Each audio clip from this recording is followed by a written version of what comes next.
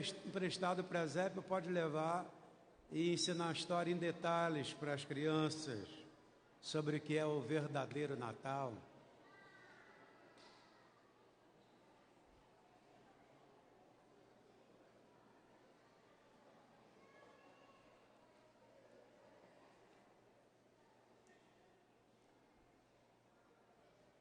Muito bem, pessoal.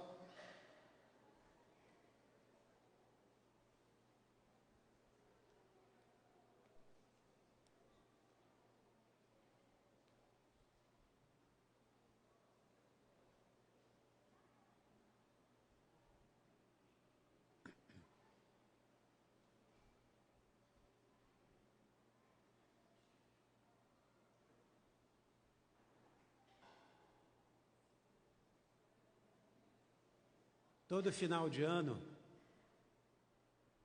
depois de mais de 300 dias de trabalho, a gente tem alguns dias de férias para descansar. Isso é maravilhoso. Quantos gostam de tirar férias? Tirar férias é maravilhoso. Você descansa, vai à praia, come aquela comida deliciosa, né? E faz parte da nossa vida ter um tempo de descanso, um tempo de férias. Isso é importante. Mas a gente quer fazer uma observação, porque há pessoas que tiram férias de Deus e férias da igreja. Eu peço que você não tire férias de Deus e nem da igreja. Ainda bem que Deus é muito misericordioso, porque o que seria de nós se Deus tirasse férias de cada um de nós também? Então eu quero fazer essa recomendação para você. Quero recomendar também que você não fique desesperado para comprar coisas em dezembro. A mídia faz um apelo emocional para você queimar todo o seu dinheirinho. Não faça isso. Todo ano eu tenho ensinado para vocês para comprar em janeiro ou fevereiro. Que é o produto que você compra hoje, um exemplo, por R$1.000, chegar em janeiro está por R$500. Aí você vai se descabelar todo. Você vai ficar revoltado com você mesmo e você vai dizer, por que eu caí no engano da mídia? Que a mídia age na sua emoção. Quando é que você faz compra no mercado? Data tal. Quando todo mundo faz a compra do mês. Escuta a música que toca dentro do mercado. É uma música bem rápida, acelerada. Para quê? Você comprar rápido e sair rápido para entrar outro rapidamente e comprar. Quando vai chegando no final do mês, a música é bem lenta para você ficar o máximo de tempo possível para você comprar bastante coisa. Então, não vá ao mercado com fome. Coma, se alimente bem para comprar só o necessário. Estou te dando dicas de como economizar o seu dinheiro. Faça um teste. Então, eu quero dar para alguém lá fora, ver se tem alguém lá. Vai lá, pastor Rafael, dá uma chegada lá fora.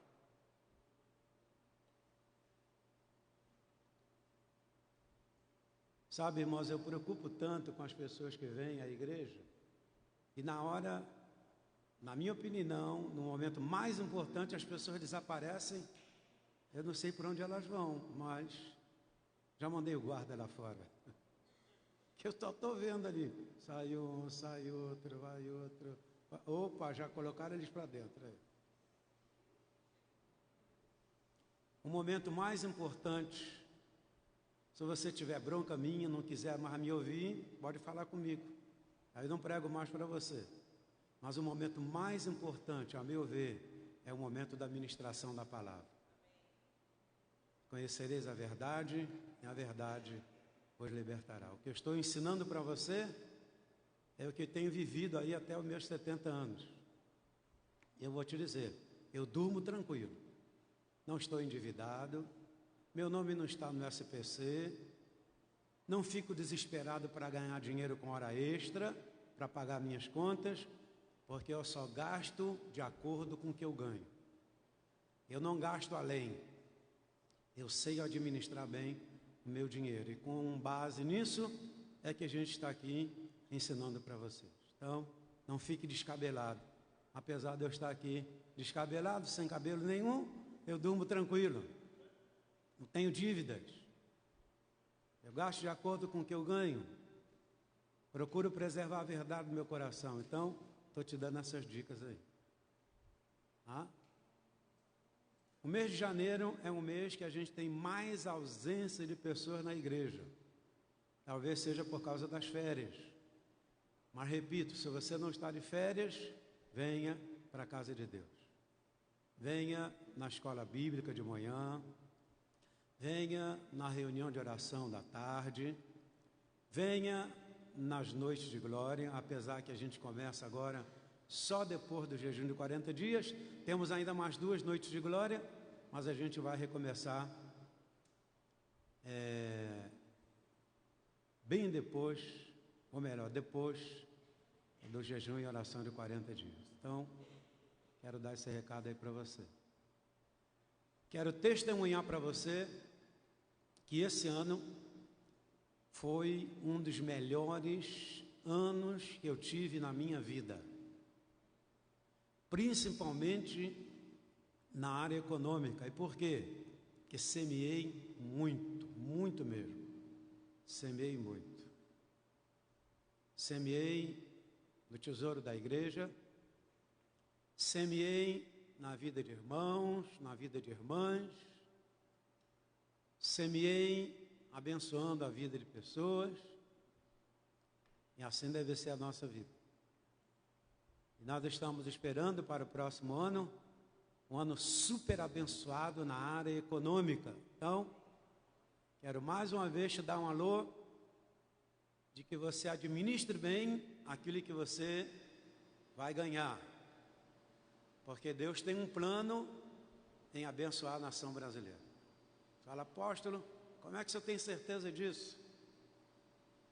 E um dos primeiros atos do nosso presidente vai ser reconhecer Jerusalém como capital de Israel, e ele vai transferir a embaixada brasileira para lá, assim como vários países estão fazendo. Que tem a ver isso com a prosperidade do Brasil. É a bênção de Abraão: abençoarei os que te abençoarem. Então, é muito importante a embaixada vir para Jerusalém, porque a construção do 3º templo depende disso.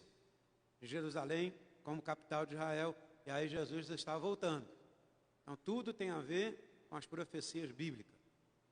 Então, vai ser um ano de muita prosperidade. Muitas empresas já estão voltando a investir no Brasil, uma entrada de muitos dólares, mas tem um objetivo: o Brasil precisa cumprir o seu chamado de ir às nações. E para ir às nações, precisamos de recursos. Amém? Outro recado. E finalmente, eu queria relembrar com vocês que domingo passado teve uma palavra aqui sobre dízimos e ofertas. Amém ou não amém? Foi mais de 1 hora a mensagem. Depois a minha esposa ainda entrou com mais meia hora, 1h30, acho que deu 2 horas de mensagem. E algumas pessoas foram lá para fora, cansadas de ouvir falar sobre dízimo, e alguém me mandou uma foto das pessoas que estavam lá fora, no meio da ministração da palavra. Por que o pastor Adelso ministrou essa palavra para vocês? Vocês sabem que minha vida é orar e ler a Bíblia. Deus falou comigo para dar essa mensagem. Como eu ia para outro lugar e falei, pastor Adelso, eu vou te mandar os PowerPoint, todos os slides, para você ministrar essa palavra para a igreja. Você fica pensando, já sei, é para entrar muito dinheiro na igreja para resolver o problema da igreja. O dízimo, a oferta, não é para resolver o problema da igreja, é para resolver o seu problema. Seu problema. Porque o Senhor prometeu que Ele vai abrir a janela dos céus sobre nós. O objetivo daquela mensagem é só um: te abençoar. Quem não quer ser abençoado, aí é problema seu. Eu quero ser abençoado. E quero cumprir a palavra de Deus. Então, o motivo daquela ministração que vocês debateram aí pelos grupos só tem um objetivo: abençoar você. Final do ano, a gente tem a oferta de gratidão, a gente tem o dízimo do 13º, porque em dezembro, assim como o seu compromisso aumenta, aumento da igreja. E se você for abençoado, o tesouro da igreja será abençoado. Então, tudo que nós queremos aqui, sonhamos e desejamos e oramos, é para que Deus te abençoe cada vez mais. Que à medida que Deus te abençoa, você vai abençoar a obra de Deus. Só dá quem tem. Quem não tem, vai dar o quê? Se você não tem um dinheirinho aí para dar o dízimo, uma oferta, vai fazer o quê? Se bem que se a pessoa tiver mesmo interesse em abençoar, em ajudar, tem sempre alguma coisa que você pode ajudar. Por exemplo, naquele evento que nós fizemos aqui, Tiago, louvor e adoração, eu dei R$300 de oferta e dei um relógio que eu ganhei no valor aproximadamente $280. Eu dei de oferta, por quê? Porque eu creio no projeto do Ministério de Música. Eu não sei quanto você deu, nem me interessa saber, mas eu estou te dizendo que eu dei, porque é importante você saber que quando a bênção chegar na minha mão, tem um motivo. A bênção não chega na sua mão sem motivo. Semeia muito e colhe-se muito. Semeia pouco e colhe-se pouco. Então presta bem atenção aqui. Lá na sua Bíblia, em 2 Crônicas, capítulo 31, 2 Crônicas, capítulo 31,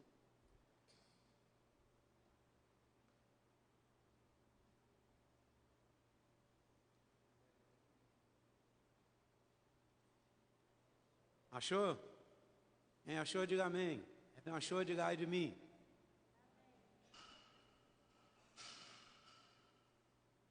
Próximo dia 28 agora, eu vou me consultar com uma especialista em diabetes, e a consulta custa em torno de R$600, lá na Barra da Tijuca. Eu comecei a orar em cima disso. Uma irmã lá da igreja do Oiapoque me ligou, e ela falou: apóstolo, me mande o número da sua conta que eu quero mandar uma oferta para você. Falou: oh, aleluia, glória. Da irmã mandou uma oferta, R$500 de oferta para mim. Falei: está paga a consulta. Porque quem semeia, diga isso para a pessoa que está ao seu lado, quem semeia muito, colhe o inesperado. Deus sempre nos faz surpresa. Todo mundo achou aí? Olha o que diz aqui a Bíblia, hein? Obediência, fidelidade, muita prosperidade. Além disso, ordenou o povo, moradores de Jerusalém, que contribuísse com a sua parte devida aos sacerdotes e aos levitas. Ei, preste atenção aqui, minha irmã querida. Para que pudessem dedicar-se à lei do Senhor. Logo que se divulgou essa ordem, os filhos de Israel trouxeram muito pouquinho dinheiro. Amém ou não amém? Amém nada. Trouxeram em abundância. Eu estou lendo 2 Crônicas, capítulo 31, do versículo 4 ao versículo 11. Logo que se divulgou esta ordem, foi pregado domingo passado, os filhos de Israel trouxeram em abundância as primícias do cereal, do vinho, do azeite, do mel, e de todo o produto do campo, também os dízimos de tudo. Trouxeram em abundância. Os filhos de Israel e de Judá, que habitavam nas cidades de Judá, também trouxeram dízimos das vacas e das ovelhas, dízimo das coisas que foram consagradas ao Senhor seu Deus. E fizeram pequenos montinhos assim, amém?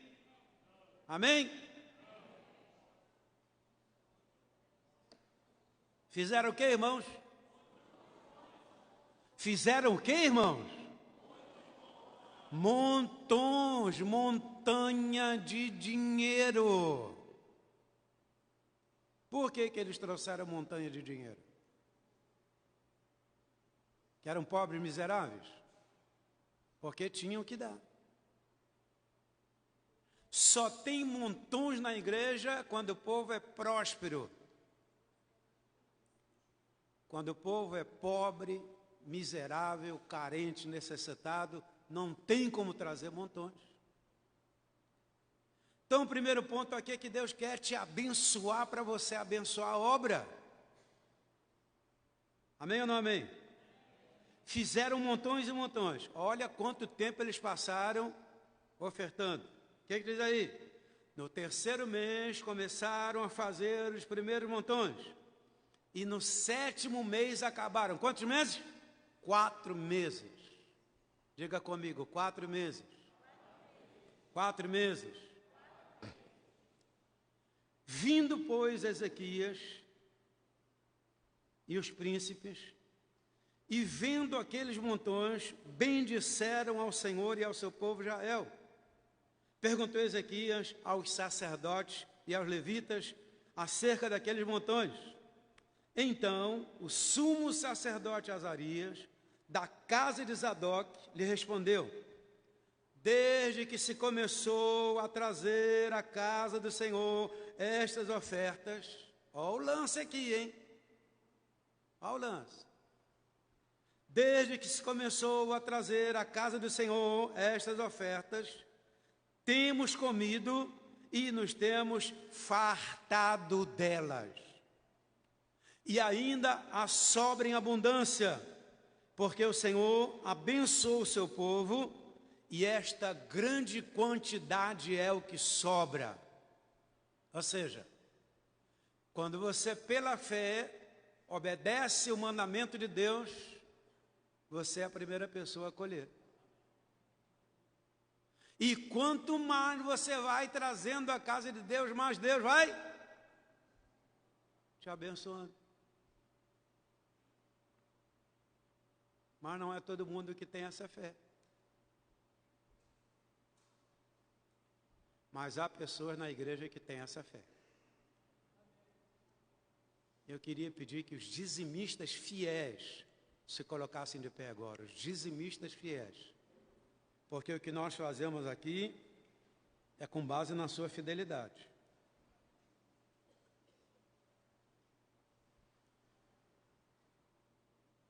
Pastor Teté teve aqui, ele me contou uma história. Ele foi fazer um evento numa determinada cidade. Ele notou o pastor muito triste. Ele perguntou: pastor, o que está vendo com você? Falou: a igreja está devendo 200 mil e eu vou ter que vender a minha casa para pagar a conta da igreja. O pastor estava triste. Por quê? Porque a primeira cabeça que rola é a cabeça do pastor. O pastor tem que pagar a dívida. Uma dívida da igreja? Na hora do suspiro do pastor, o pastor Teté desafiou a todos os líderes daquela igreja. Em menos de meia hora, eles levantaram mais de 200 mil reais para pagar a dívida da igreja. Eles tinham dinheiro para pagar? Tinha. Por que não entregaram? Queridos dizimistas fiéis, enquanto em janeiro vocês estiverem de férias, seu apóstolo vai estar aqui, toda noite de glória, orando por você. Suas férias sejam abençoadas, você realmente descanse, não haja nenhum problema, nenhum acidente lá na praia, que ninguém sofra afogamento, que o diabo não lace a sua vida, que você tenha dias de bênção, que essa é a responsabilidade do pastor. Querido dizimista fiel, é por causa de você e da sua fidelidade à palavra que nós estamos saudando os nossos compromissos. Os nossos compromissos não são saudados por causa da sua oferta, porque a oferta, a pessoa dá 50, amanhã dá 20, tem dia que não dá nada, então a gente não pode contar com as ofertas, nós podemos contar com o dízimo. Se a igreja tem montões, ela é abençoada, e nós tornamos o lugar mais aprazível, mais acolhedor, para trazer nossos amigos. Cada festa da igreja é linda, organizada, nos detalhes, é tudo muito lindo, muito maravilhoso, muito bonito. Então a beleza de uma igreja tem a ver também com o investimento que ela faz. Assim como lá na sua casa. Você quer um sofá bonito? Você quer um jarro de flores bonito? Você quer ter uma sala bonita para receber seus familiares? Tem que investir dinheiro. Então na igreja é a mesma coisa. Eu estarei aqui orando para que o Senhor abra as portas para você no ano que vem. Que você consiga uma boa porta de emprego, que o seu salário seja 10 vezes mais, que você tenha montões na sua casa para você trazer montões para a igreja, que todos os nossos projetos se tornem realidade a partir da fé que só o Espírito Santo pode colocar no seu coração. Eu quero agora chamar todos os dizimistas fiéis aqui na frente. Como eu sempre digo para vocês, a minha oferta é R$100 a cada domingo, eu dou R$400 de oferta todo domingo. Você vai pegar o seu dízimo, mesmo que você já entregou, você pode vir também, e você vai colocar e ficar por aqui por perto, que eu quero profetizar sobre a sua vida nesse último mês do ano, que é o mês de dezembro, isso.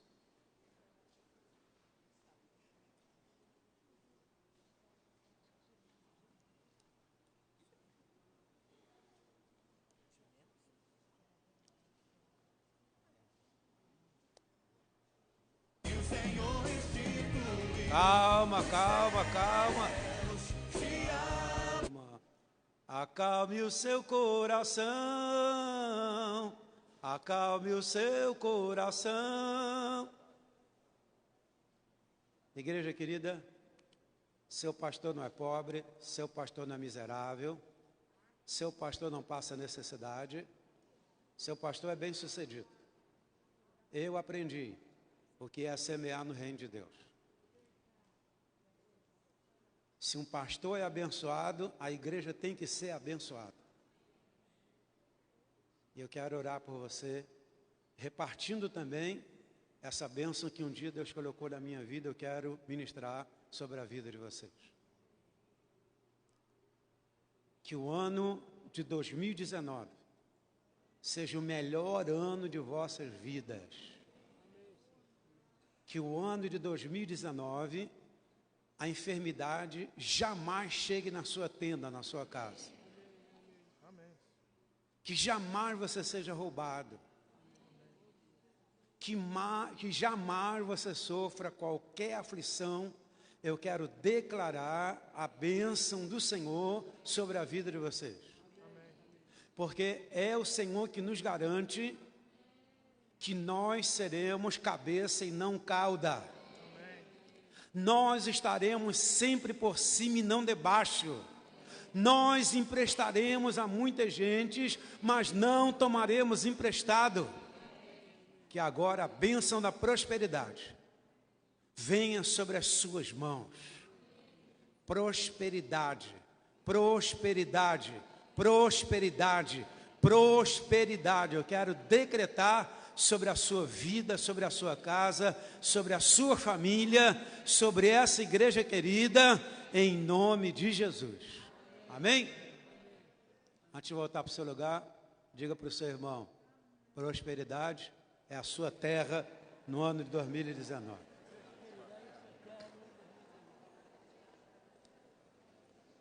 Quem quiser trazer sua oferta, pode trazer também. Sua oferta pode trazer.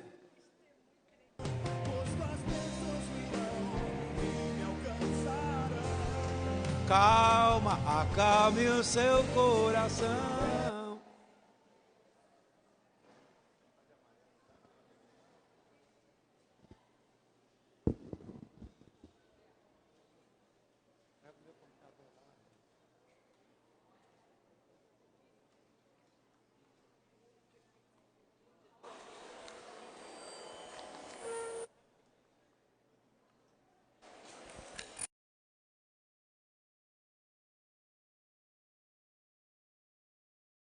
Agora sim, põe a letra aí.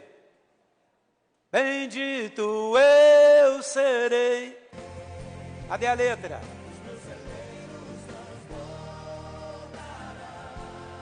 Alô? Dá para colocar do início? Muito bem, igreja querida, fique de pé. Essa música é uma profecia, não? É ou não é? Oh, que lindo. Estou vendo a letra aí. Quero ouvir tua voz,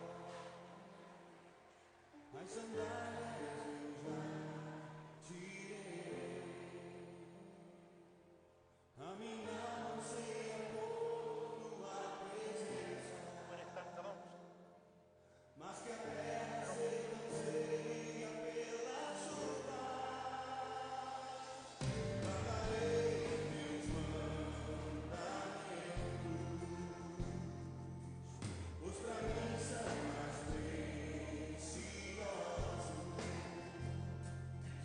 Do que ouro, prata ou qualquer riqueza,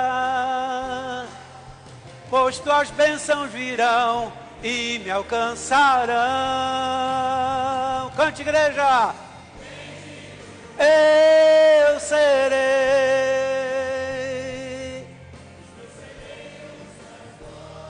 É verdade. Todos verão que sou chamado pelo nome do Senhor. E o céu? Oh glória! O bom tesouro do meu Senhor, tudo vai prosperar onde eu tocar as minhas mãos.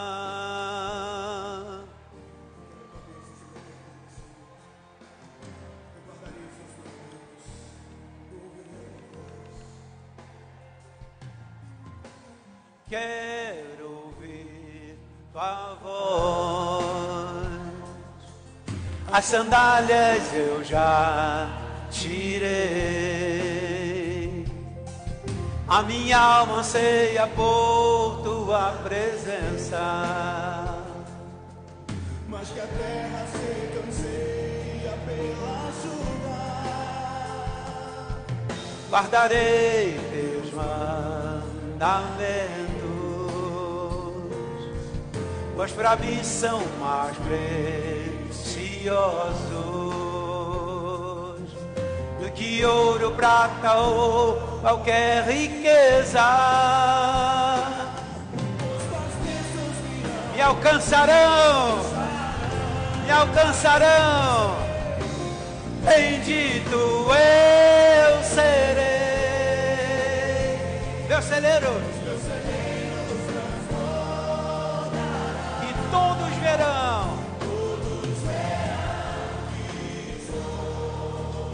Chamado pelo nome do Senhor. E o céu.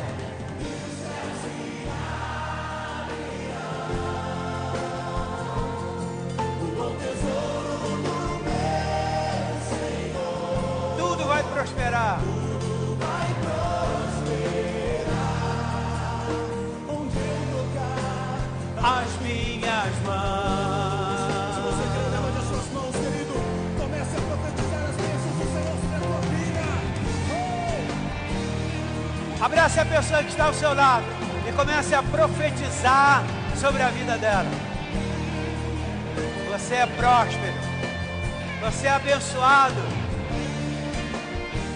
Você é filho do Senhor. Abrace o Tiago aí, Jaqueline.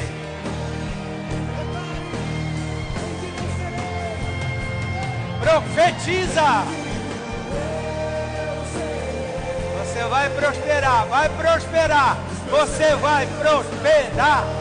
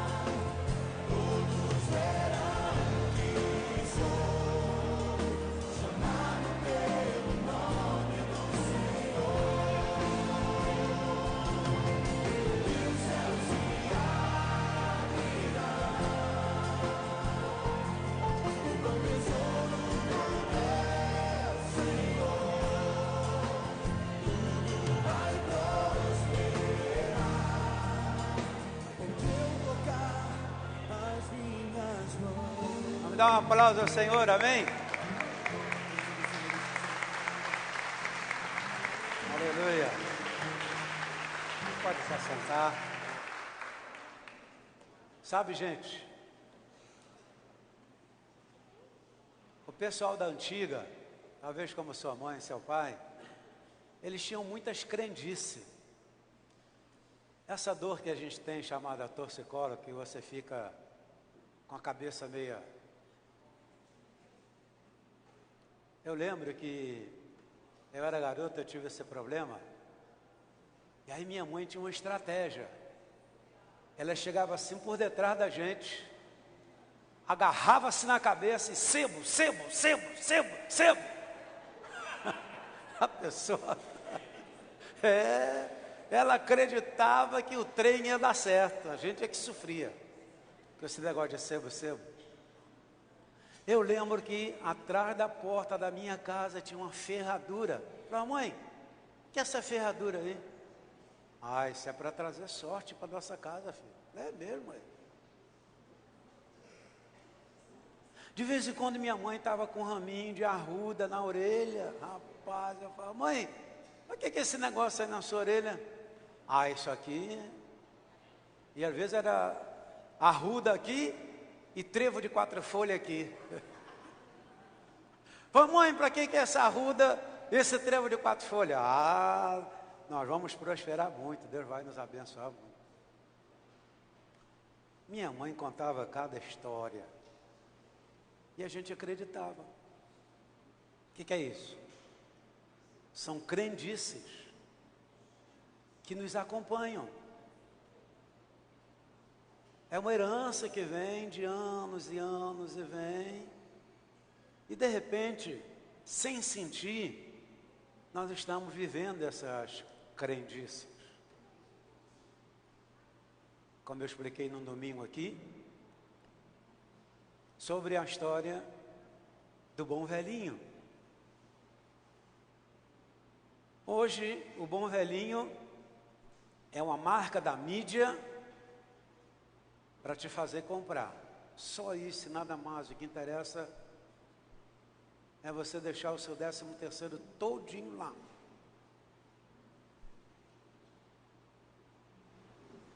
E de repente nós estamos ensinando essas crendices aos nossos filhos. E não tem decepção pior para um filho, pelo menos no meu caso que eu contei aqui para vocês,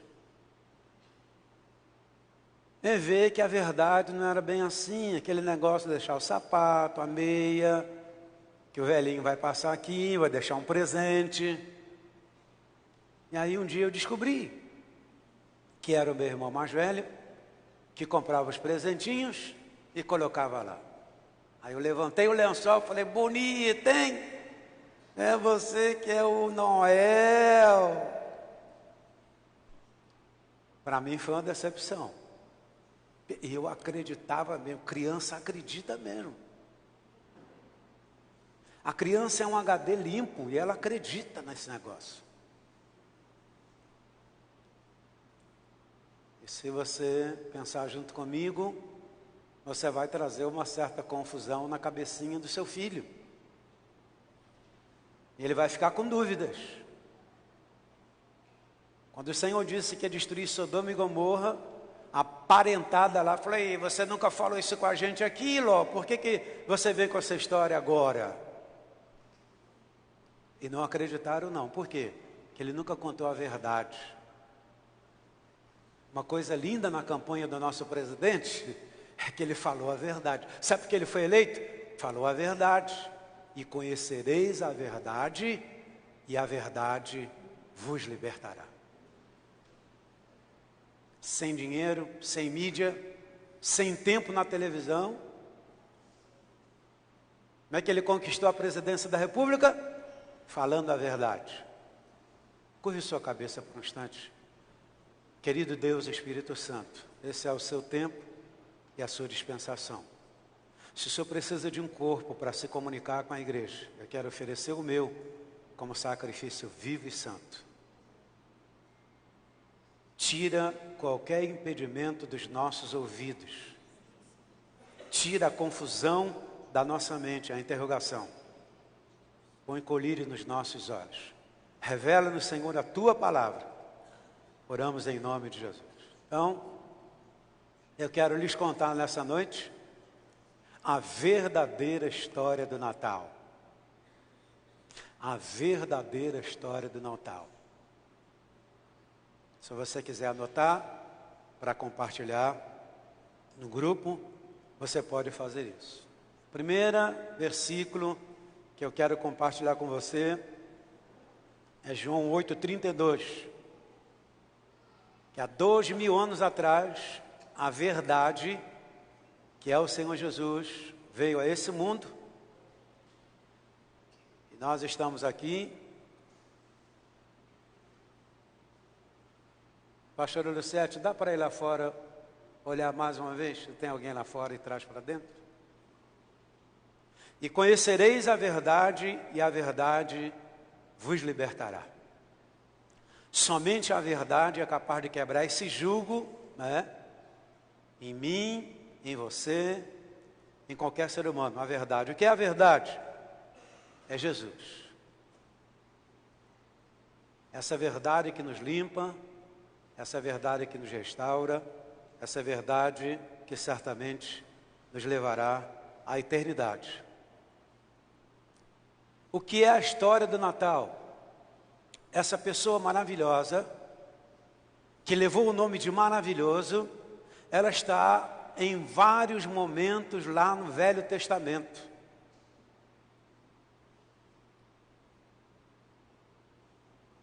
Porque Jesus é Deus, e Ele faz parte da Santíssima Trindade. Lembra do que diz o texto? Façamos o homem a nossa imagem e a nossa semelhança. Quem é que estava com Deus para Ele usar o plural? Façamos. Pai, Filho e Espírito Santo.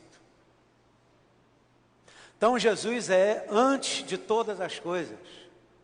E Jesus aparece em vários lugares no Velho Testamento. Eu computei aqui pelo menos umas 15 vezes que na Bíblia aparece o nome maravilhoso. Mas o nome maravilhoso foi dado ao Senhor Jesus. Então vamos ver aqui. Primeiro lugar onde aparece aqui.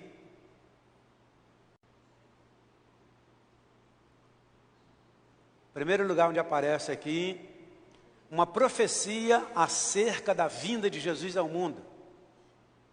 Porém, inimizade entre ti e a mulher. Então a inimizade aqui é entre o diabo e a mulher e a semente da mulher. Quem é a semente da mulher? Jesus. Então você vê que tem aí uma profecia e uma realidade desse conflito, dessa guerra. A mulher é uma figura da igreja também, a noiva do Cordeiro.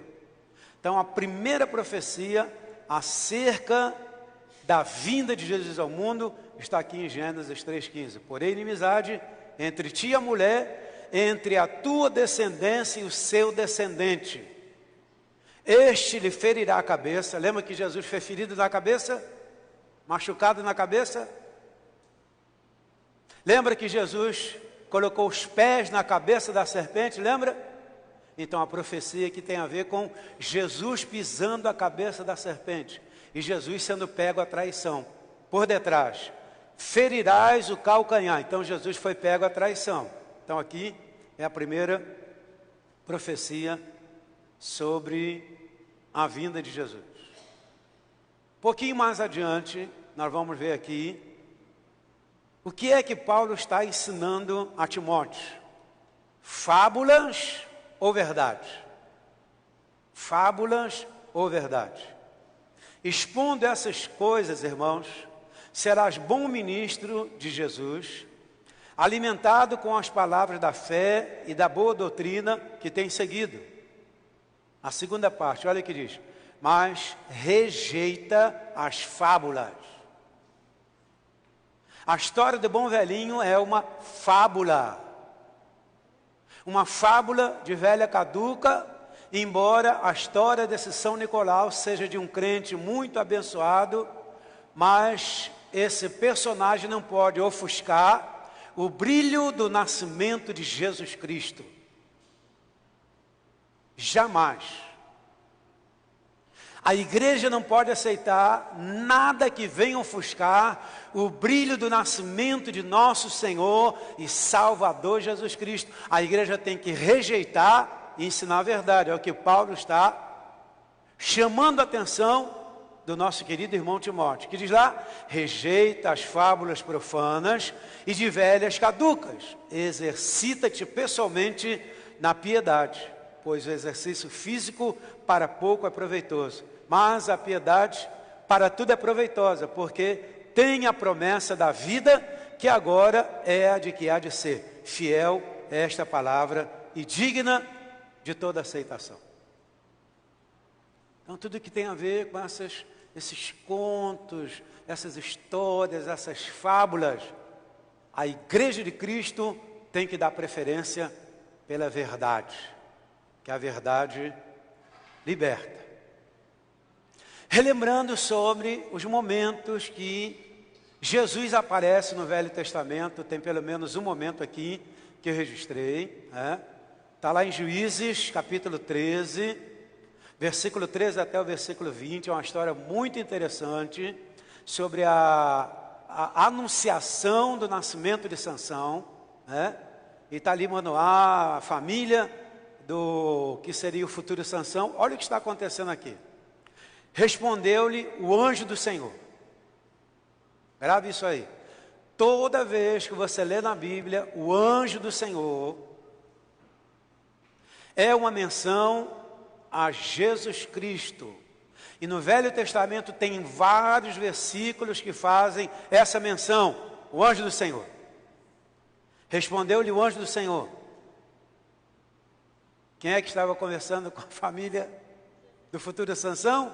O próprio Senhor Jesus. O próprio Senhor Jesus.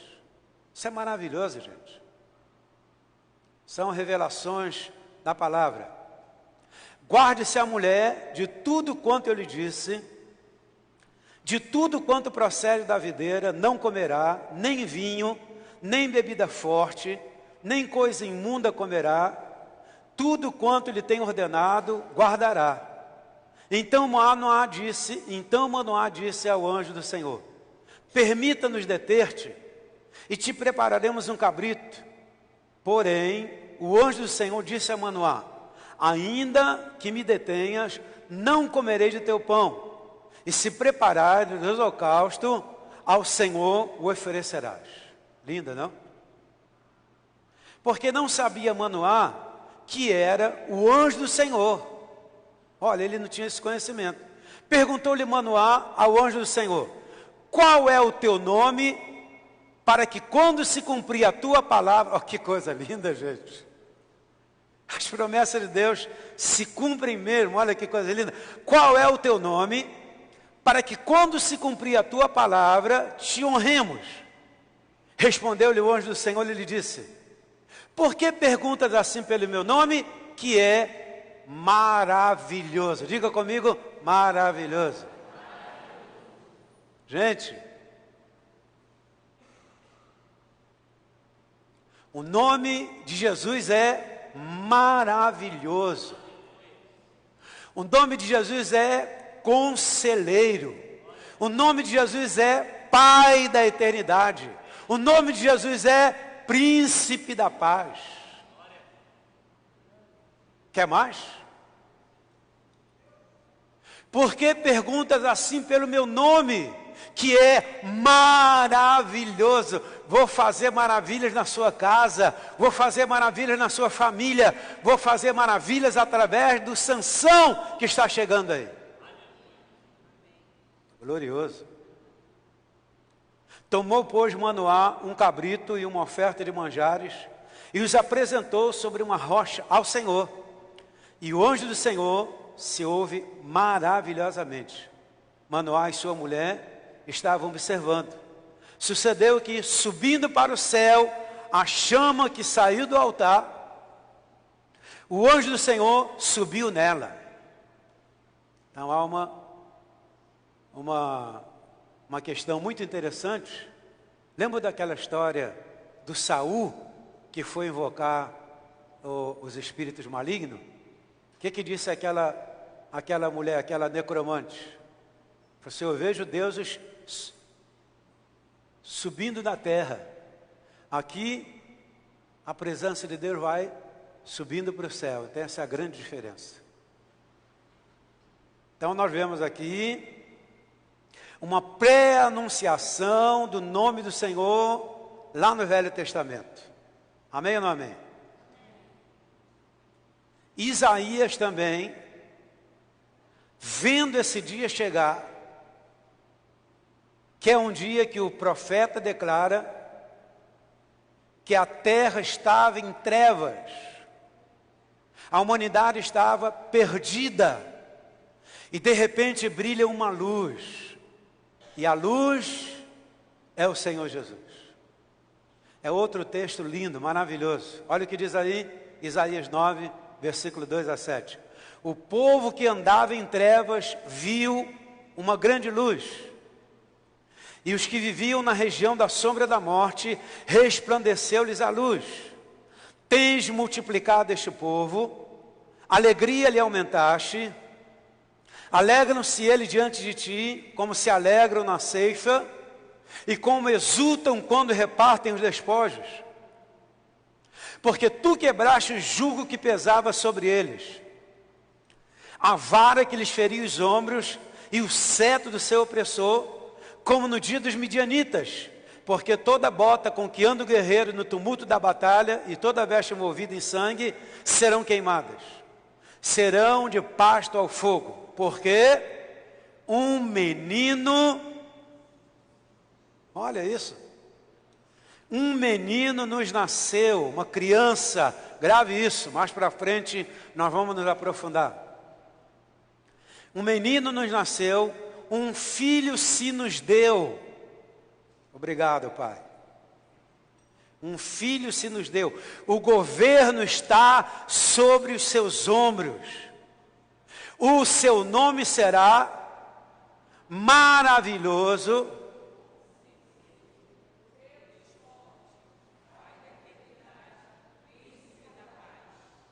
para que se aumente o seu governo e venha a paz sem fim sobre o trono de Davi e sobre o seu reino, para o estabelecer e o firmar, mediante o juízo e a justiça, desde agora para todo sempre. O zelo do Senhor dos Exércitos fará isto. Agora eu sei que você vai concordar comigo. Imagina a nossa igreja escolher o shopping do Rio de Janeiro, que tem o maior volume de pessoas. E nós resolvemos, todos nós, irmos lá, determinado dia do dezembro, que o shopping está assim fervendo, todo mundo querendo comprar. E aí, de repente, entra o Ministério de Música e a igreja começa a adorar o que seria o verdadeiro Natal, o menino Jesus. O que você acha que ia acontecer?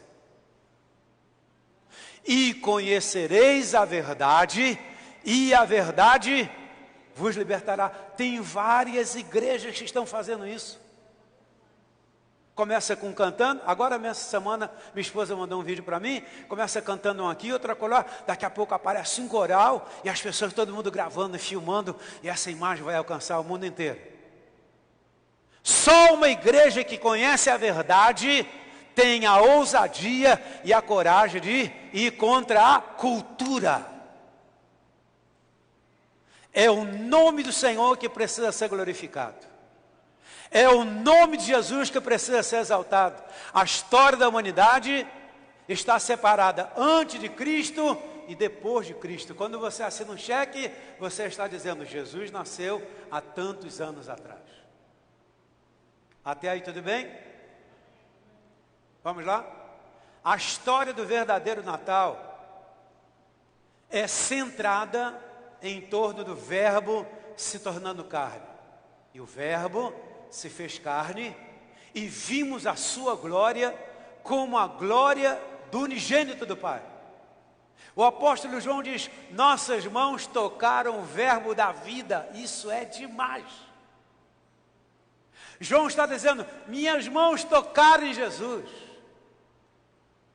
Minhas mãos, meus olhos viram Jesus glorificado. Lá no alto daquela montanha, Ele se vestiu da sua glória. Ele é o príncipe da paz. Ele é o Senhor dos senhores. Ele é o Rei dos reis. E quando tudo isso acabar, Ele vai reinar. Meu Deus, isso é poderoso. Então a história do Natal é centrada no Verbo que se fez carne. O que é o Verbo? A palavra. Você consegue dar sentido a uma frase sem o verbo? Não tem como. Você consegue dar sentido à sua vida sem o verbo da vida que é Jesus? Impossível. A minha vida e a sua vida só tem sentido com Jesus. Sem Jesus, o nosso mestre, o Senhor Jesus, experimentou tudo o que os seres humanos experimentam. No entanto, Deus homem foi um passo adiante, experimentou a vida do ponto de vista daqueles que vivem em circunstâncias vulneráveis e difíceis. Para quem esse menino veio? Por que naquele momento? Por que há 2000 anos atrás? Por que a palavra diz que na plenitude dos tempos estava tudo preparado?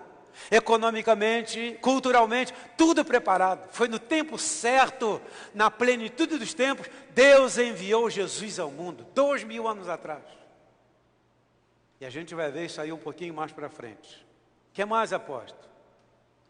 Jesus não era um homem que ocupava o cargo de príncipe, nobre, rico, acadêmico. Jesus vivia entre pessoas pobres, na região mais esquecida e abandonada do país. Pode de Jerusalém, pode de Nazaré sair alguma coisa boa? Jesus podia ver a opressão, Jesus podia ver a doença, Jesus podia ver os demônios em ação na vida das pessoas.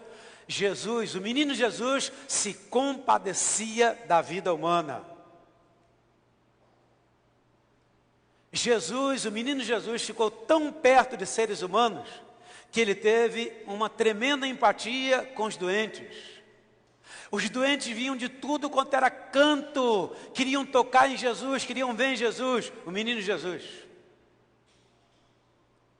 O menino de Jesus tinha empatia com os famintos, com os presos, com os imigrantes, com os nus. O menino Jesus vivia em um mundo de pessoas necessitadas, carentes, aflitas. Um mundo em que os ricos só cuidavam de si mesmos. Jesus veio para quebrar esse paradigma. Você não vive só para você, você vive em função de outros. Amai-vos uns aos outros, assim como eu vos amei. Esse era o mundo de Jesus. Será que esse é o mundo da igreja chamada moderna?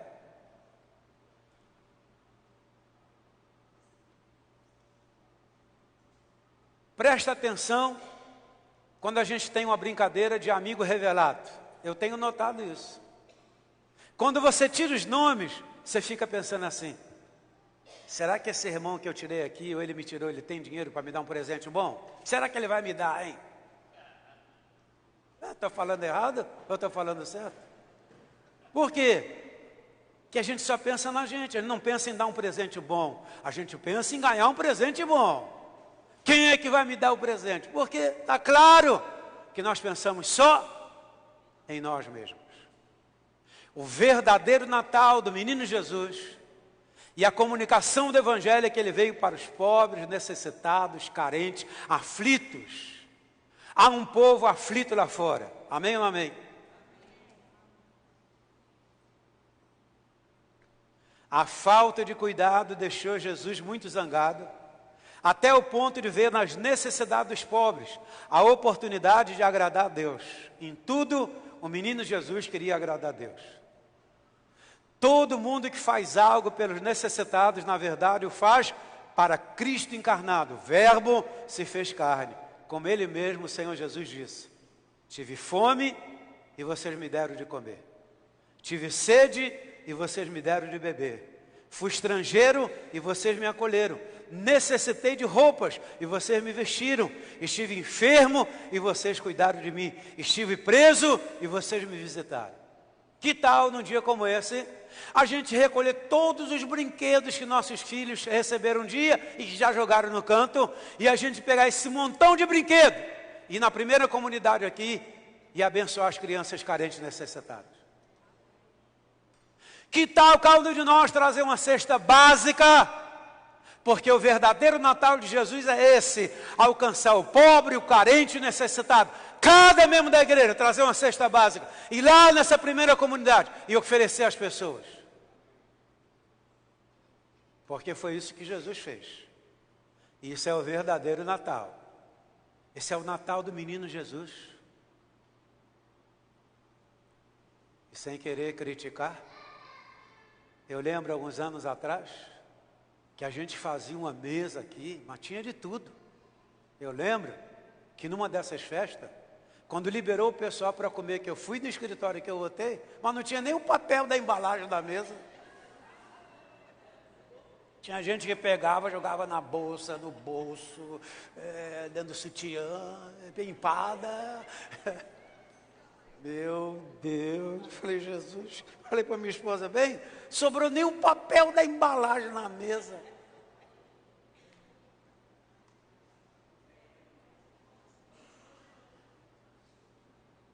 Mas com certeza, a palavra do Senhor nos liberta. Eu quero crer que no ano que vem nós vamos fazer isso. Seu grupo familiar já pode começar a fazer isso. Seu distrito já pode começar a fazer isso. Porque Jesus estava centrado na necessidade humana. O verdadeiro Natal é a necessidade humana. Irmãos, no dia de Natal, é aquela mesa que tem de tudo. E você come, enfia, a barriga vai crescendo. E você come. De repente o seu vizinho lá não tem nem um pedaço de pão para comer. De repente aquela nação lá, ele não tem nenhum. Você sabia que o pastor Ralph, ele está comprando caminhões de madeira e leva para a Mongólia, a parte mais pobre da Europa? Sabia que tem uma parte pobre na Europa, que eles estão morrendo de frio, eles não têm madeira para fazer aquecimento em casa? Pastor Ralph compra caminhões de madeira. Pastor Ralph está com 7 grupos lá na Imberna, e ele leva esses caminhões de madeira para distribuir lá na Mongólia. Eu fico alegre com isso. porque essa é a verdadeira mensagem do Natal. Amém ou não amém? Preste atenção. A história do verdadeiro Natal, o significado da encarnação foi ensinar-nos a viver o evangelho de sensibilidade, solidariedade humana, como opressão de uma salvação recebida pela graça. A melhor maneira de refletir sobre o significado da encarnação é desenvolver a consciência sobre os vulneráveis e agir como Jesus deseja. Quantos vulneráveis você conhece? As células têm um espaço para dar os primeiros passos. Ajude o carente, o necessitado, o aflito que vem lá no seu grupo familiar. O reino de Deus não é somente comida e bebida, mas é alegria e paz. Alguém pode dizer amém? Amém. Afinal, o destino eterno é definido pelo fato de termos agido ou não de acordo com isso. Digo-lhes a verdade. O que vocês deixaram de fazer, alguns destes meus pequeninos também a mim deixaram de fazê-lo. E estes irão para o castigo eterno, mas o justo para a vida eterna. Apóstolo, o que é a verdadeira história do Natal?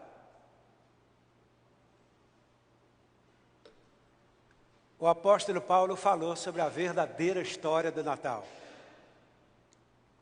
Uma das canções mais lindas cantada durante a época de Natal é essa. Cadê?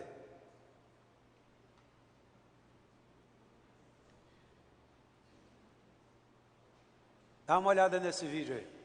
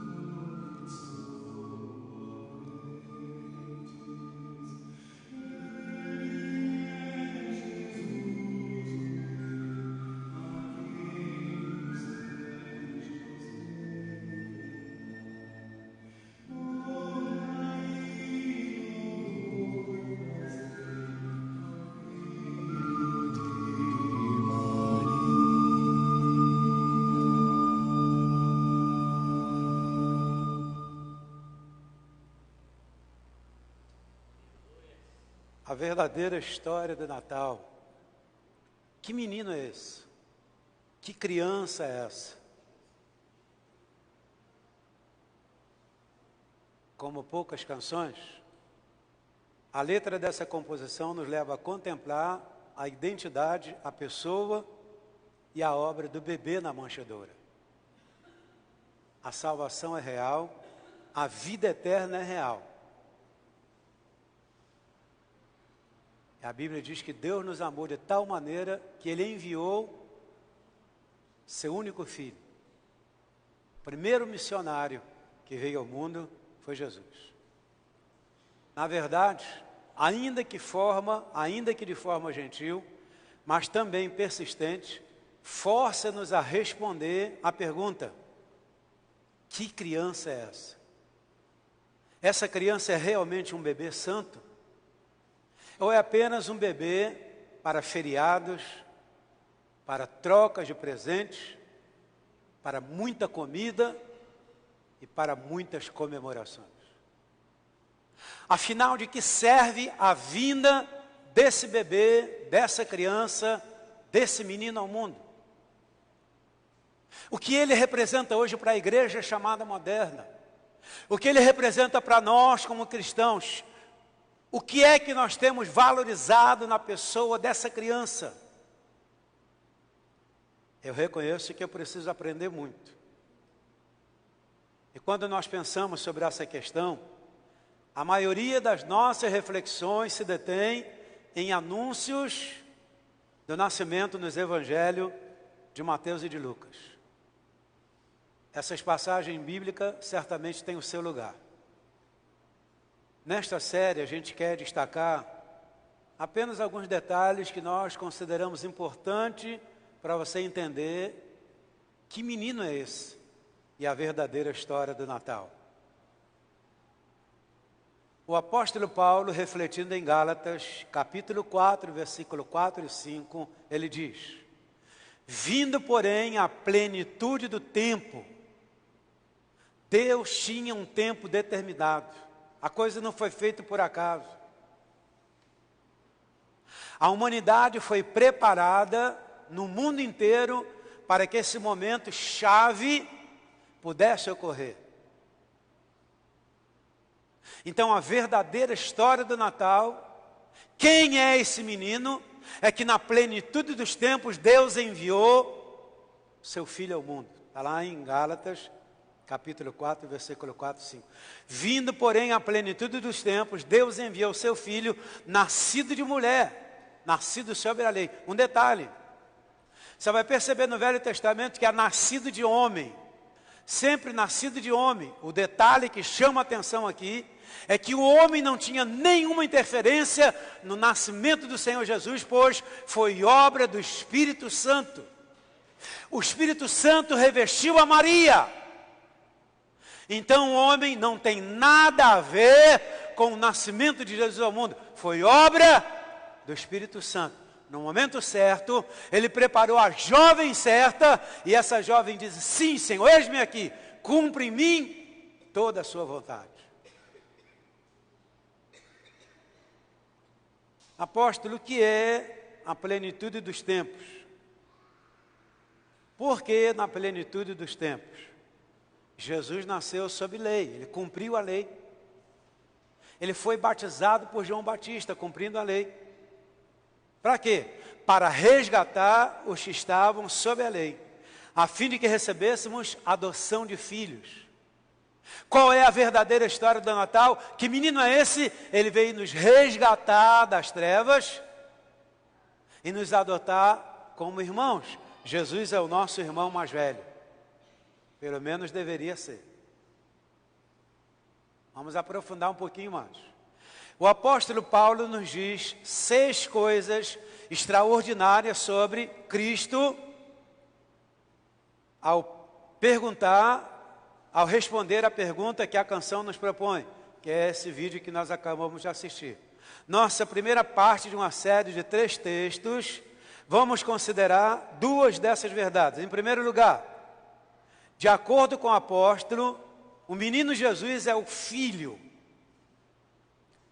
pelo qual o tempo estava esperando. A humanidade estava esperando, a sociedade estava esperando. A humanidade estava em trevas, havia um grito, um clamor. Será que existe esperança para nós? Será que existe saída para nós? Como é que se fazia para curar um doente? Como é que se fazia para expulsar um demônio da vida de uma pessoa? Não sei. O que eu sei é que Jesus expulsou o demônio da vida das pessoas. Mas antes de Jesus vir ao mundo, eu não sei o que se fazia com uma pessoa endemoniada. Eu não sei o que se fazia com uma mulher adúltera. Mas a verdade é que quando Jesus veio ao mundo, ele mudou todo o panorama. Então Jesus é o Filho pelo qual o tempo estava esperando.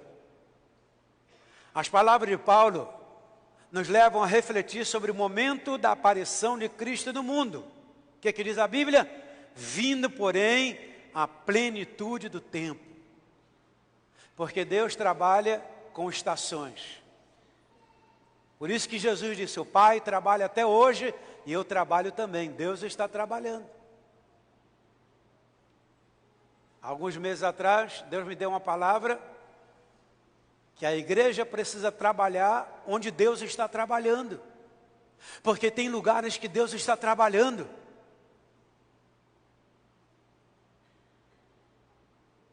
Por que pastor Edmar está em Sergipe? E já tem várias pessoas para batizar mais lá. Não tem nenhum pastor lá, não tem nenhum líder. Por quê? Deus está trabalhando em Sergipe. Então é muito lindo quando a igreja trabalha onde Deus está trabalhando, porque ela cresce, porque é Deus que dá crescimento. Onde é que Deus está trabalhando? Então, vindo, porém, a plenitude do tempo. Guarde isso. O momento em que Jesus veio, o menino Jesus, a história do Natal, é dito como o tempo em seu ponto máximo. Não podia ser depois daquele momento ou antes daquele momento. Tinha que ser exatamente naquele momento que Deus planejou. Uma ocasião única, em que todas as partes da história teriam que ocorrer. E de fato ocorreram. Tudo, em cada detalhe, que deveria ter acontecido, agora estava no seu lugar. Claramente, Paulo quer que percebamos que o momento do aparecimento histórico do Filho de Deus foi algo acordado entre pai e filho, estabelecido entre pai e filho, desde a eternidade. Lá em Gênesis 3, versículo 15, Deus planejou a vinda de Jesus no momento certo. E aí eu e você perguntamos, que momento certo foi esse?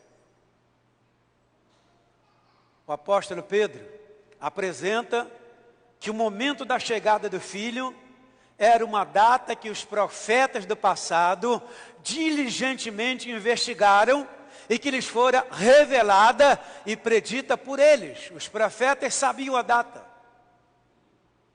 Isaías descreve nos detalhes tudo o que ia acontecer com o menino Jesus.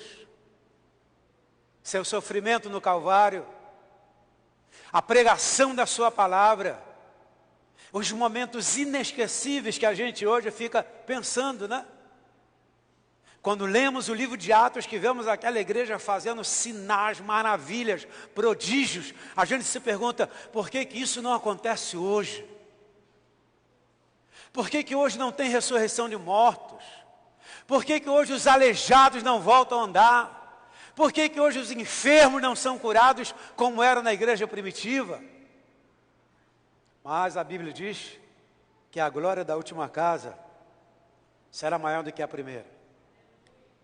Então, em 1 Pedro, capítulo 1, versículo 10, 11 e 12, os profetas já vinham anunciando. Olha, ele vai, os detalhes.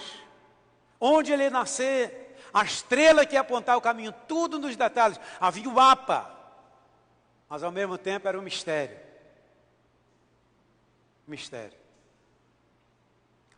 Então, essa palavra profética gera em nós a percepção de que o momento do nascimento de Cristo foi de acordo com a determinação de Deus. Deus assinou o decreto e disse, é dia tal, hora tal, na manjedoura. Ninguém vai abrir a sua casa para que Maria entre, ele vai nascer no meio dos animais. Quando eu chegar no céu, Eu quero perguntar àquelas famílias: por que vocês não abriram a porta para Jesus entrar na casa de vocês e Jesus nascer na casa de vocês? Porque a foto do presépio podia ter outros personagens. Assim como naquela arca de Noé, os animais entraram, mas só a família de Noé estava na arca. Por que os animais conheciam o caminho da salvação, da bênção e da libertação, e a humanidade não queria entrar dentro da arca? Então a foto do presépio está lá. Os animais estão ali ao lado de Jesus. Maria e José estão ali, o menino Jesus está ali, os animais estão ali, mas a sua casa está lá na foto. A minha casa está lá na foto. Eu abri a minha casa para Jesus entrar. A humanidade hoje abre a sua casa para Jesus entrar. Ou apenas abre suas casas para entrar aquele velho barbudo, mas Jesus não, aqui ele não entra. Aqui ele não tem vez. Então olha que o quadro da humanidade naquela época não é muito diferente de hoje. Eu duvido você me apontar um comercial da televisão que fala do Natal sobre o nascimento de Jesus. Duvido, me aponte um. A mídia guerreando contra o acontecimento mais importante da terra. Jesus nasceu. Deus enviou Jesus ao mundo para a nossa salvação. Ele nasceu, Ele vive, Ele reina para todo sempre. Então a imagem que a gente tem é daquele bom velhinho no trenó, só distribuindo presente para todo mundo. Mas a verdadeira história do Natal é essa. Jesus nasceu por uma determinação de Deus. Desde toda a eternidade, pelo sábio e santo conselho de sua própria vontade, livre, imutavelmente, ordenou que tudo acontecesse. Menino Jesus, a história do verdadeiro Natal não poderia acontecer antes e nem depois. Foi no momento certo, na estação certa, no tempo certo determinado por Deus. O céu estava preparado para o nascimento de Jesus. E quando ele nasceu naquela manjedoura, aquela milícia de anjos, glória a Deus nas alturas e paz na terra aos homens a quem Ele quer bem. Aleluia, aleluia, paz na terra, diz o Senhor. Para que Jesus veio? Paz na terra. Você tem paz? Você vive em paz? Tem paz no seu coração? Tem paz na sua família? Se o nascimento de Jesus ocorreu na plenitude do tempo, como é essa plenitude do tempo? O que é essa plenitude do tempo? Então eu vou resumir, para a gente terminar, em 4 características. Porque hoje a gente vê tudo se encaminhando, porque Jesus não volta mais como menino, mas ele volta como o leão da tribo de Judá. Qual foi a preparação daquela época? Uma preparação política. Se você olhar o mundo hoje, você percebe que tem uma preparação política para um grande acontecimento do anticristo, mas também do aparecimento de Jesus. Ele nos garantiu que ele voltaria. Eu creio que ele vai voltar. Você crê que ele vai voltar? O momento político era um momento de paz romana. Roma havia estabelecido a paz no mundo inteiro. O mundo de então era conhecido assim: a paz de Roma. Ave César, paz de Roma. Roma tem paz. Roma domina. Quem domina hoje nas nações? Pare e pense. Segundo, foi um tempo de preparação econômica. Os romanos haviam construído um tremendo sistema de transporte, focado em 5 rodovias que saíam de Roma para destinos do mundo antigo. Está lá em Colossenses 1, versículo 23. Transporte, transação, comércio, a economia crescendo, muito dinheiro, pessoal com muito dinheiro. Então, uma preparação política e uma preparação econômica. Foi um tempo também de preparação cultural. Percebe que vai tudo se afunilando: economia, arte, medicina. Olha o que esse cientista chinês está fazendo. O cara está mexendo com gênio humano. Ele quer fazer, de repente, uma super raça.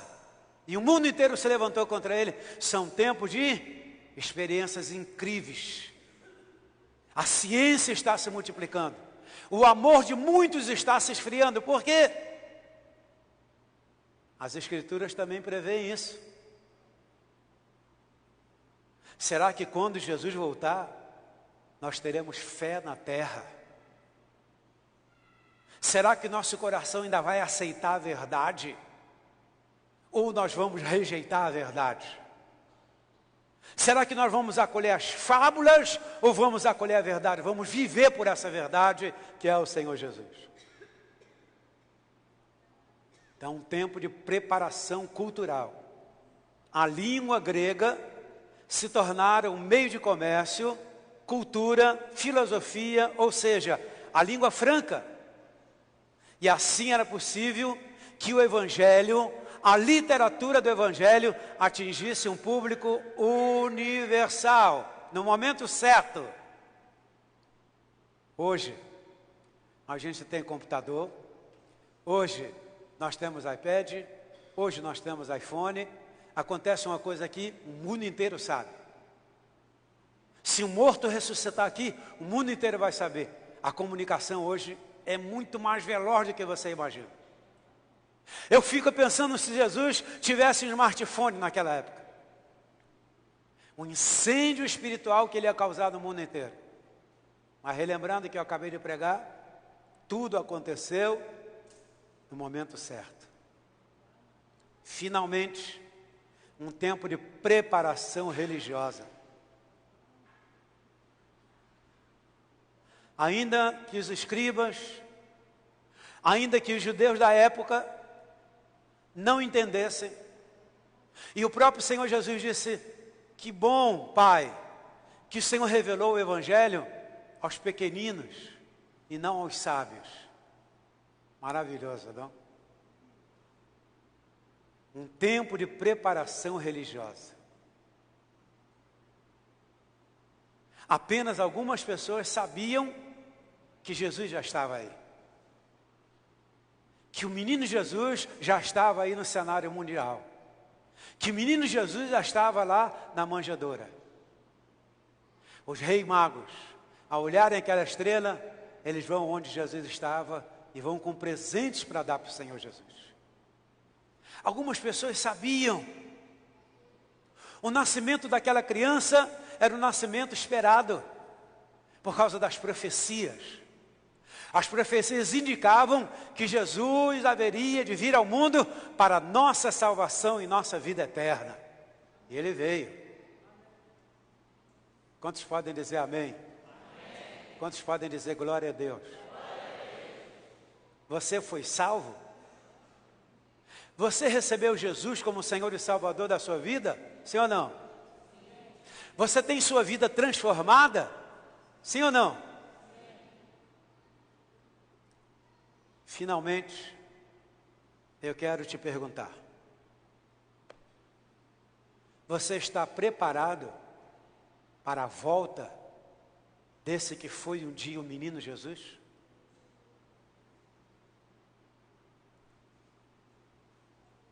Como será que ele vai voltar? O que a Bíblia fala sobre o retorno de Jesus? Será que eu estou preparado? Será que a minha casa está preparada? Será que eu creio mesmo que ele vai voltar? Será que a igreja moderna, chamada moderna, está preparada para a volta daquele que foi um dia o menino Jesus?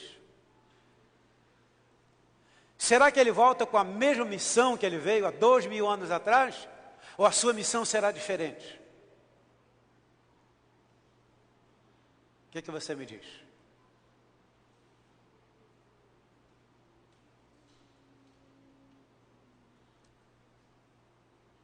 Sabe por que Jesus foi morto? Porque ele veio para os seus e os seus não o receberam. Por quê? Porque não tinha revelação de Deus. Você sabe por que Jesus foi crucificado naquela cruz? Porque eles rejeitaram o novo de Deus e porque não conheciam as profecias.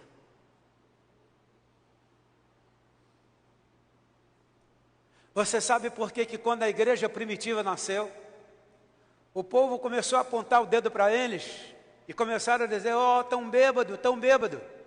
Eles estavam bêbados ou eles estavam cheios do Espírito Santo? Sabe por que eles diziam que eles estavam bêbados? Porque não conheciam as profecias de Joel.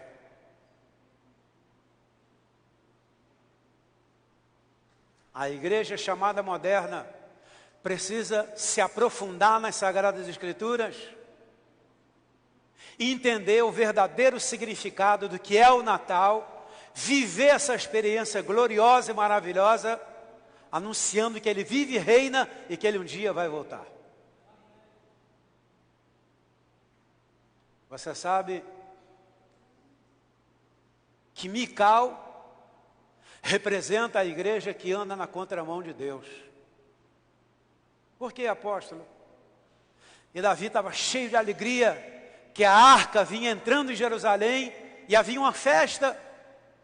E aí Mical olha pela janela, a Bíblia diz que Mical zombou de Davi.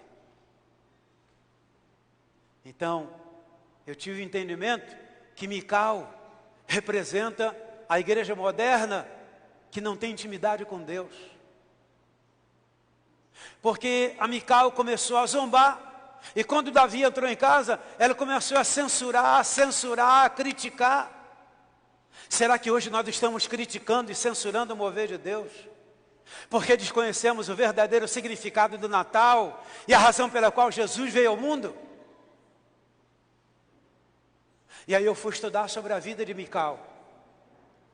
Mical é filha de Saul. A única chance que Saul teve de chamar a arca, porque quando os reis saíam para a guerra, eles queriam que a arca fosse na frente. A única chance que Saul teve de trazer a arca, ele falou: não precisa mais da arca não, deixa a arca para lá. Então eu tive entendimento que a casa de Mical era super religiosa. Eu tive o entendimento que a casa de Mical era uma casa que não tinha oração, que não tinha intercessão, que não tinha busca, que jamais teve o temor do Senhor. A casa de Mical parecia uma igreja, mas não era. A casa de Mical parecia uma família santa, mas eles não eram. Eles odiavam o mover do Espírito Santo. E a Bíblia diz que Mical ficou estéril e não conseguiu gerar filhos, porque ela desprezou o mover do Espírito Santo. O verdadeiro significado do Natal é que Jesus nasceu, vivenciou a necessidade humana, foi morto na cruz do Calvário para nos libertar e nos salvar e nos mostrar o caminho de volta. Quando o seu coração parar de bater, um anjo vai pegar a sua mão e você vai ter o caminho de volta. Nós vamos viver eternamente. Conhecereis a verdade e a verdade vos libertará.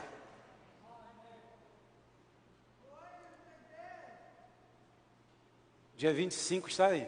Eu não me importo com a data e tenho um conflito tremendo sobre a data do nascimento de Jesus. Eu não estou nem aí. O que tenho certeza é que ele um dia nasceu. E esse dia tem que ser celebrado. Eu quero fazer um apelo a você. Na hora da ceia, conte essa história. Relembrem essa história. Agradeçam a Deus por essa história, porque a razão de nós estarmos aqui, a razão de nós termos a vida eterna, é porque Deus, na plenitude dos tempos, enviou Jesus ao mundo. Não foi nem um pouquinho antes, nem um pouquinho depois. Foi no tempo certo. Eu quero agradecer a Deus por esse Jesus maravilhoso que me transformou e continua transformando. Eu gostaria de ter um vídeo do velho Caetano com 14, 15 anos para você ver como eu era. Jesus um dia entrou no meu coração. Jesus mudou a minha vida. Jesus mudou a minha casa, a minha família. E eu digo para mim várias vezes, é impossível alguém encontrar com o Salvador e continuar a mesma pessoa. Impossível. Impossível. É impossível um crente verdadeiro que encontrou mesmo com Deus negar sua fé. Impossível. Porque quando nós alcançamos a graça de Deus e somos alcançados por Ele, as digitais da mão de Deus ficam marcadas em nossa vida.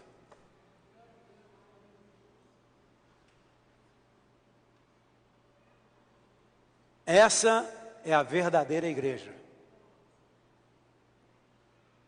Nós somos uma igreja contra a cultura. Você lembra o que acontece na Páscoa? Diga não ao coelho, diga sim ao cordeiro. Teve um pastor que falou assim: poxa, mas isso é muita ousadia, isso não fere as pessoas, não?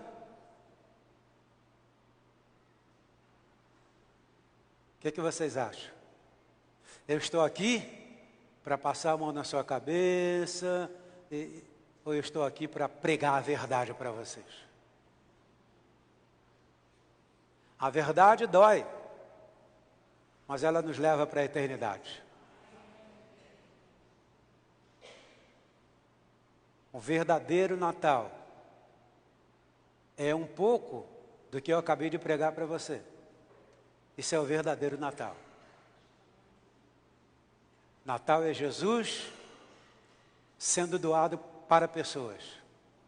Natal é Jesus doando sua vida para pessoas. Natal é Jesus dando a sua vida pela igreja. Que o próximo ano de 2019, a gente possa viver esse Natal de Jesus, cada dia de 2019. Ajudando o próximo, abençoando o próximo, pregando o evangelho para o próximo, oferecendo Jesus está em nós, aos carentes, aos necessitados, aos famintos, aos aflitos. Amém? Fique de pé por um instante.